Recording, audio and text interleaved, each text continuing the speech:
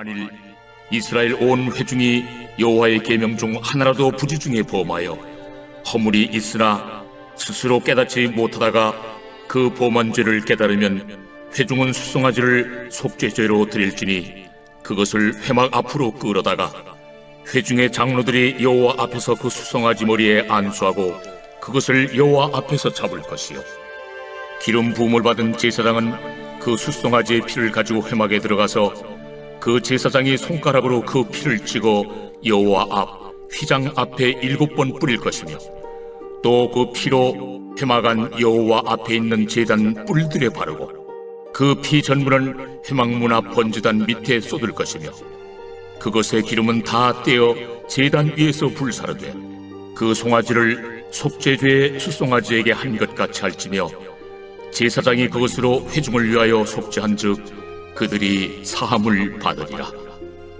그는 그 수송아지를 진영 밖으로 가져다가 첫 번 수송아지를 사람같이 불사를 지니 이는 회중의 속죄의 죄니라. 오늘 우리가 봉독한 이 말씀 가지고 회중을 위한 속죄제의 제목으로 말씀의 은혜를 같이 나누겠습니다. 4장은 속죄제에 대한 이야기를 우리에게 계속해주고 있습니다. 그런데 속죄제에는 특징이 있었어요. 그 뭐냐? 신분을 따라서 그 제물의 종류가 달랐다는 것입니다. 이제 오늘 본문에도 보니까 제사장과 회중은 수송아지로, 그리고 족장은 숫 염소로, 그리고 평민은 암 염소와 양으로 그렇게 하나님 앞에 드리게 되는 것을 보게 됩니다. 제물의 종류를 보면 이 지도자 또는 회중에 따라 비중이 좀 다르다, 그런 것을 우리가 느끼게 되는 것입니다. 지도자가 범죄하고 그리고 온 회중이 범죄하면 온 공동체를 다 바꾸어 버릴 수도 있기 때문에 그것은 큰 죄여서 더 중하게 다루고 있는 것을 보게 되는 것입니다. 13절 오늘 본문에는 회중의 범죄를 다루고 있어요. 만일 이스라엘 온 회중이 여호와의 계명 중 하나라도 부지중에 범하여 허물이 있으나 스스로 깨닫지 못하다가 그 범한 죄를 깨달으면, 이렇게 말씀합니다. 하나님은 온 회중을 개인의 범죄보다 더 중대하게 대하고 계시는 것을 보게 되는 것입니다. 개인의 죄는 대부분 개인 내면의 문제여서 쉽게 깨달을 것입니다. 그러나 민족 전체가 지은 죄, 온 회중 전체가 지은 죄는 개인의 죄와는 차원이 다른 범죄, 그래서 그 죄가 온 회중에 마치 누룩처럼 다 퍼져 있는 그런 때를 이야기하는 것입니다. 온 회중이 하나님을 대적하고 그리고 범죄하고 우상 숭배하는 그런 자리에게까지도 가게 되는 것입니다. 창세기 11장에 보면 바벨탑 사건이 나오죠.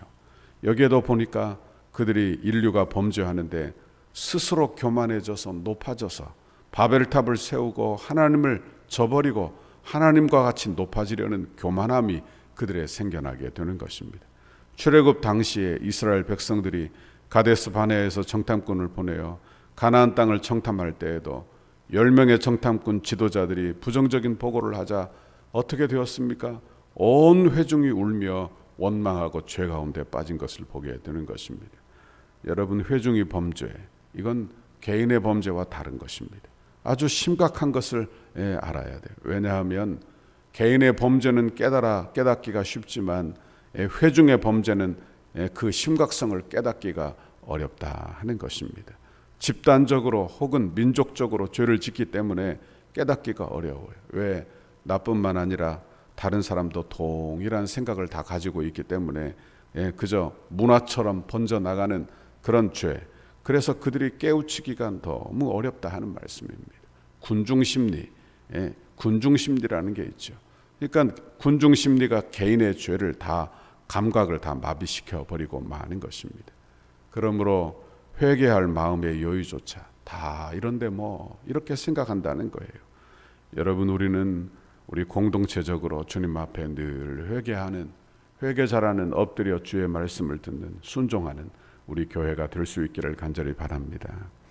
예수님을 십자가에 못 박은 무리를 생각해 보십시오.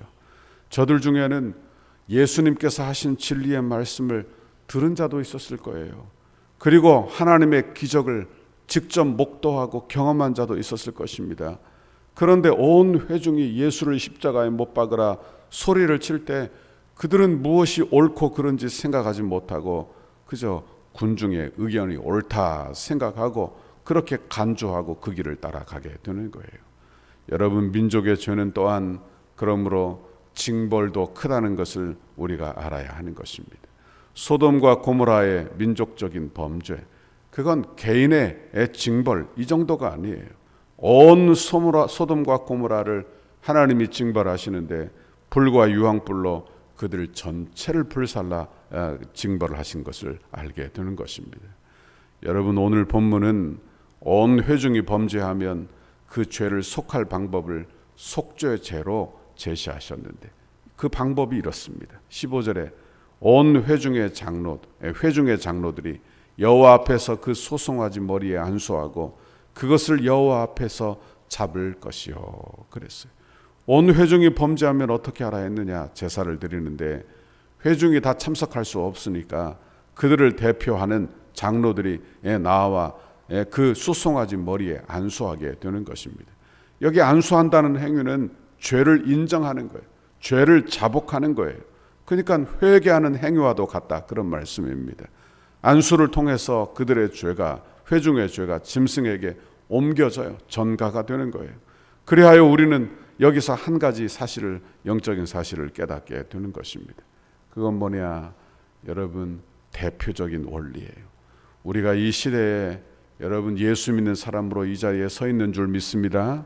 이 말은 내 가정의 대표요, 교회의 대표요, 여러분 이 시대적 대표요, 이 민족의 대표요, 하나님 앞에서 기도해야 될 대표적 인물임을 우리가 늘 기억하고 살아야 할 줄 믿습니다.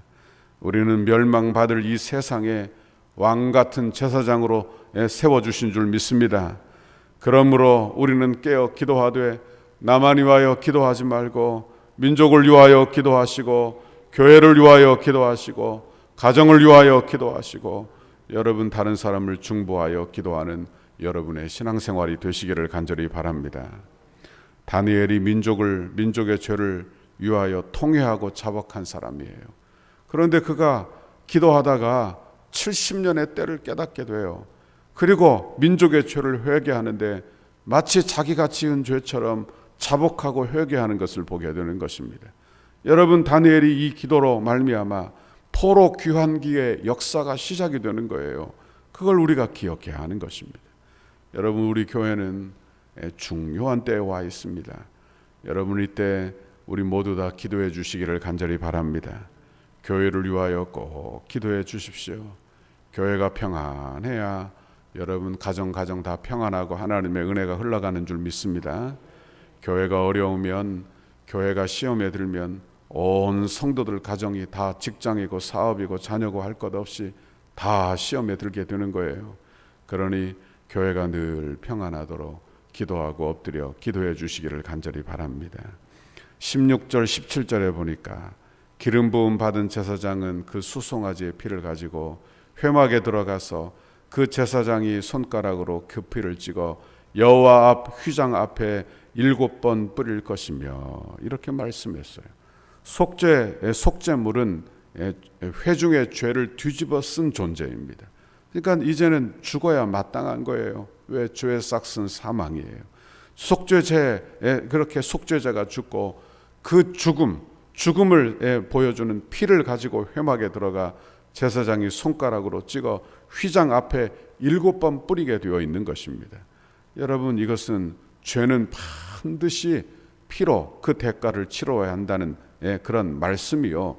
그리고 지금 이스라엘 백성들을 대표로 장로들이 여호와의 성막 앞에 나왔고 제사장이 그들을 위하여 지금 속죄물의 피를 휘장 앞 여호와 앞에 7번 뿌리고 있다. 이 말은 여러분 7번이라는 것은 완전수예요. 완전수. 다시 말하면 나는 죄인입니다. 우리 모두는 죄인입니다. 우리 죄를 회개합니다.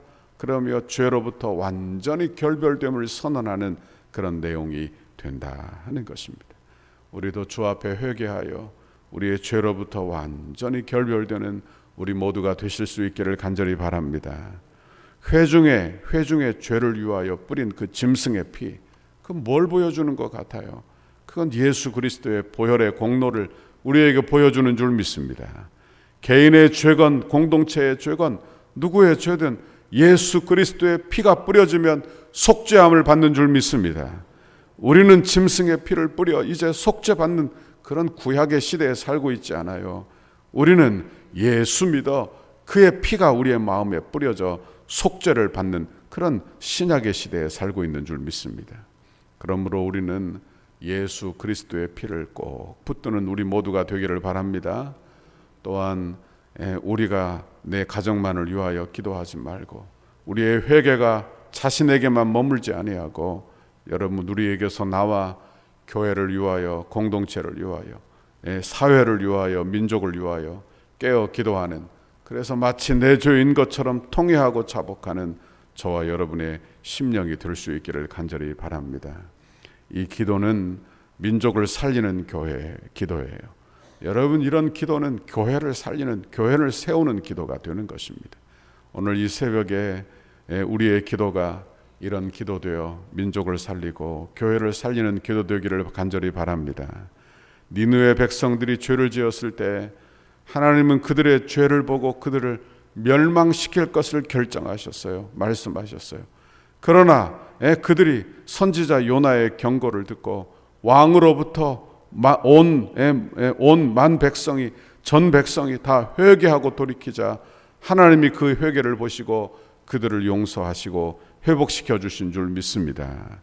여러분 우리 민족도, 우리 교회도, 여러분 우리 가정도, 우리 공동체도 쉬지 않고 기도하고 우리가 깨어 기도함으로 여러분 우리 모두 회개하는 그런 심령을 우리 모두에게 부어주시기를 간절히 바랍니다. 여러분 우리도 이렇게 기도해서 우리의 기도가 나만에게서 머물지 아니하고 내 기도의 깊이가 넓이가 달라지는, 그래서 민족을 위하여 교회를 위하여 마음껏 기도하다가 기도의 문이 활짝 열리는 그런 은혜를 여러분이 이 새벽에 경험할 수 있게 되기를 간절히 바랍니다. 이런 은혜를 달라고 간구하고 기도하여 응답받는 이 새벽이 되시기를 주님의 이름으로 축원합니다. 기도하겠습니다. 하나님 아버지 고맙고 감사합니다. 하나님 회중이 범죄하였을 때 하나님 그들의 대표인 장로들이 하나님 안수하여 그 소송아지를 잡아 번제로 드렸습니다. 하나님 아버지 우리가 이 세상에 하나님 주의 백성으로 서 있는 대표들이오니 우리가 하나님 민족을 위하여 교회를 위하여 기도할 마음을 주셔서 하나님 간구하고 기도하여 하나님 우리의 공동체가 회개하는 공동체로, 우리의 교회가 하나님 이 민족이 회개하는 민족으로 변화되는 은혜와 복이 임하도록 인도하여 주옵소서. 오늘도 우리에게 회개의 영 성령을 부어주사 하나님 그 성령 받아 오늘도 회개할 마음, 애통할 마음, 하나님 기도할 마음을 우리에게 활짝 열어 주옵소서. 감사합니다. 예수님 이름으로 기도하옵나이다. 아멘. 우리를 향한 주님의 뜻을 이루소서. 100대 기도문. 금요일 교회와 영광스러운 미래를 위하여, 토요일 오직 하나님의 영광을 위하여. 17페이지입니다. 덕소교회를 통하여 수많은 영혼이 주님 앞에 돌아와 우리와 함께 기쁨으로 예배하고 그리스도의 신실한 제자들로 훈련되고 장성하여 민족을 치료하는 지도자로 재생산되게 하옵소서. 덕소교회를 통하여 한국의 정치, 경제, 사회, 문화, 교육, 국방 다음 세대, 가정의 모든 영역에서 주님의 소망을 나타내는 도구로 사용하옵소서. 덕소의 영적 부흥을 선도하고 나라와 민족을 섬기며 축복의 통로로 쓰임받는 덕소교회 되게 하옵소서. 물질 숭배와 각종 우상 숭배를 척결하고 덕소와 남양주의 모든 교회와 아름답게 동역하여 하나님의 나라를 굳건히 세워가는 덕소교회 되게 하옵소서. 탐욕과 무절제함, 음란과 부정, 우상과 이단으로 얼룩진 남양주의 영적 오염을 거룩하게 정화하는 덕소교회가 되게 하옵소서. 덕소교회를 통해 이 지역이 은혜의 땅이 되게 하시고 동방의 예루살렘이 되게 하옵소서. 삶에 지친 이웃들에게 참된 안식과 쉼을 제공하는 영혼의 쉼터, 안식처가 되게 하시고 주 안에서 자신들의 꿈을 발견하며 마음껏 꿈을 펼칠 수 있는 비전의 장이 되게 하옵소서. 건축이 진행되는 동안 더 많은 새가족을 보내어 주셔서 영적 부흥과 외적 부흥을 경험하게 하시고 복음 전파의 열정이 살아나 이웃과 지역을 섬기는 교회 되게 하옵소서. 건축 기간에 다양한 은사와 잠재력, 성김과 봉사, 헌신의 일꾼들을 많이 보내주시고 건축 이후에도 수많은 주의 일꾼들이 배출되어 지역과 이웃을 섬기는 교회 되게 하옵소서. 새롭게 세워질 건물을 통해 통일시대를 준비하며 다음 세대를 세우고 많은 불신자들에게 복음을 전하는 생명의 공동체로 세워지게 하옵소서. 덕소교회가 다음 세대를 주의 품으로 인도하는 전진 기지가 되게 하시고 이곳에서 세워지는 다음 세대들이 하나님을 아버지로 시인하며 예수님을 구주로 인정하는 신앙의 고백이 세워지게 하옵소서. 덕소교회 건축과 가정이 한국교회 건축의 아름다운 모델이 되어 덕소교회가 이 지역의 랜드마크가 되게 하옵소서. 건축 기간에도 주의 예배를 통해 예배의 감격과 영광이 더욱 강력하게 드러나게 하시고 건축 과정에서 모든 성도가 더욱 뜨거워지고 기쁨이 넘치게 하옵소서.